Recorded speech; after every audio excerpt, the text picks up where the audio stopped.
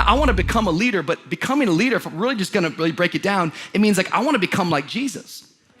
I don't know what your New Year's resolutions are. I hope you have some. I hope you have some goals. Those are all really, really good. But I hope at the top of your list of resolutions or goals, I hope the top goal is I wanna become more like Jesus. When you keep hearing Adrian talk about spiritual formation, you're like, what does that mean? Spiritual formation, the process of becoming like Jesus. What would Jesus do is a little exercise on your wrist for spiritual formation. That in 2020, I wanna look more like Jesus than I did in 2019. And one of the ways I'm gonna look more like Jesus is when I take on the path of humility. See, humble leaders have a different mindset. Humble leaders, this is the mindset of a humble leader. Everything I do impacts other people. You wanna become a leader in 2020? Take on the path of humility and get that phrase into your heart that everything I do impacts other people. This is not a church thing. This is not a Sunday thing. This is not a Saturday thing. This is your life type of thing. You are called to leadership. But if you're gonna ever become a leader, you gotta think like a leader. You gotta think like a humble leader. That whatever I'm doing, whether I'm at my job, whether I'm a mom of 2 kids, 3 kids, whether I'm a teacher at school, whether I'm a secretary at work, whether I'm a lawyer, whether I'm a CEO, whether I'm a pastor, team leader, crew coach, whoever you are, whatever space you find yourself in, you need to shift your mindset and say that my actions have consequences. My actions, my behavior, my lifestyle impacts other people because I am becoming a leader. Come on, somebody. And I wanna show you 3 things from the text today, because really my call to us in becoming a leader is that we have to take on the attribute of humility like never before. And I believe the future, what it demands out of us, is gonna be greater than what it required out of us in 2019. And it's gonna take all of us doubling down on this concept known as humility. Humility is not thinking less of yourself. Humility is thinking about yourself less.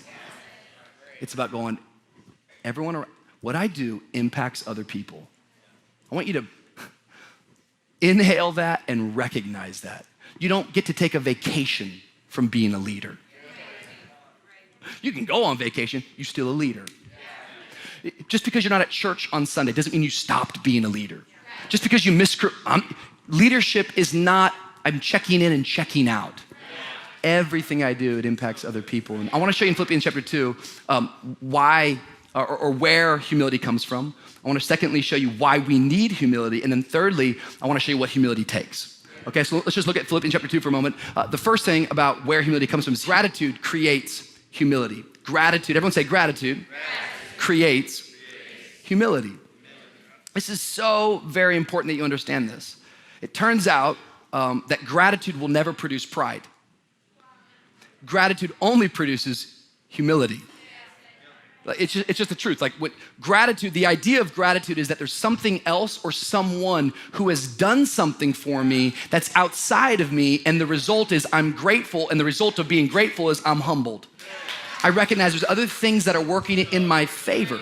This is why social psychologists will even challenge people that are not believers to say, oh, you're dealing with depression, or you're dealing with a lack of purpose, or you're finding it a hard time to put both your feet down and find action. They would say, take once a week and write out 5 things you're grateful for.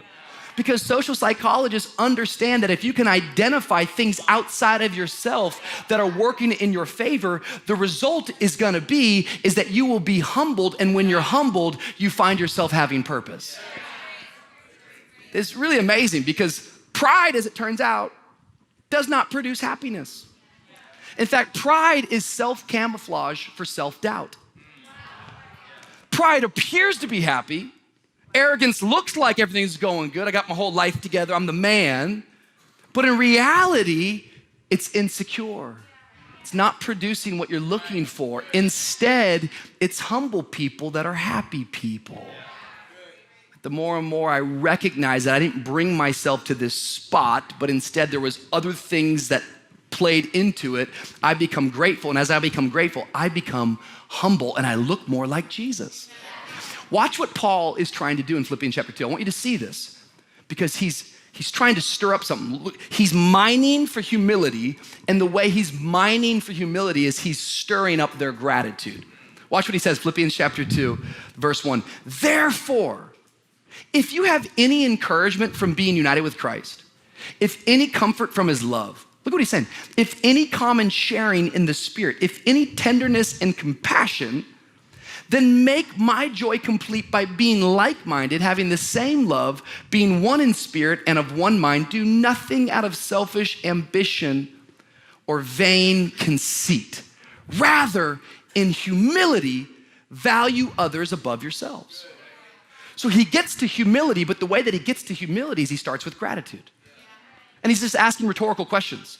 Hey, is there anyone among you who has ever been thankful that you've been united with Christ? What's he saying? He's saying, are you thankful Jesus saved you? Yeah. Oh, go on. Are any of you grateful that you've been comforted by his love? Yeah. What he's saying is that as you start to recognize and get grateful for where you've come from, it humbles you to where you are today. I think each and every one of us, we need to live and lead from this place. What I've learned is the bigger you grow, it becomes harder to remember where you started. It just becomes harder.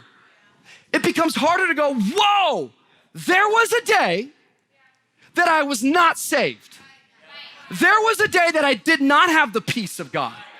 Like, I'm looking around a room right now. It's cool to see everybody because, like, we got some real leaders in this place. People, like, we just have this big offering. Like, we're not like this church plan. These are real leaders. They can teach leadership. They think like leaders. But, you need to be really, really careful. Don't live in the past, but never forget where you came from. Never forget where you came. Paul said, I forget the former things, but I don't want to forget how I started. I don't want to forget what it was like before I had all of this. I know, like, it's sometimes you're like, I'm a big deal, yo. Like, shoot, man, like, I'm a leader, bro. Like, I got people reporting to me, People turn in reports. People come to me for counsel. People ask me for prayer. People want me to weigh into their life situation. I'm a leader, bro. None of that is bad. But please don't forget the day before you could even spell the word leader. Don't forget the day that you you didn't have all of this. Go back to the beginning. Go back to what it was like, what you felt. What did you feel? What was it like when you had no relationship with Jesus? If you want to become the right leader in 2020, you got to lead from a place of gratitude. Like, gratitude is good in every season. So we're all becoming at different stages, but whatever stage you're at today, gratitude is the thing that will create humility. And what I've learned that great leaders are grateful leaders. Great leaders are grateful leaders. The bigger we get, the further we go, the harder it is to remember where we started. I don't want to forget where we started. I don't want to forget. What happens is the further we go at times, the narrative changes. I know it sounds so basic, but I want you to see what the Apostle Paul is doing. It's very, very practical. He's speaking to leaders. He's trying to stir up leadership, but the way he wants to stir up leadership is he wants them to be humble leaders. We're going to see why in a moment it's so important, but the way that we come to humility is from gratitude.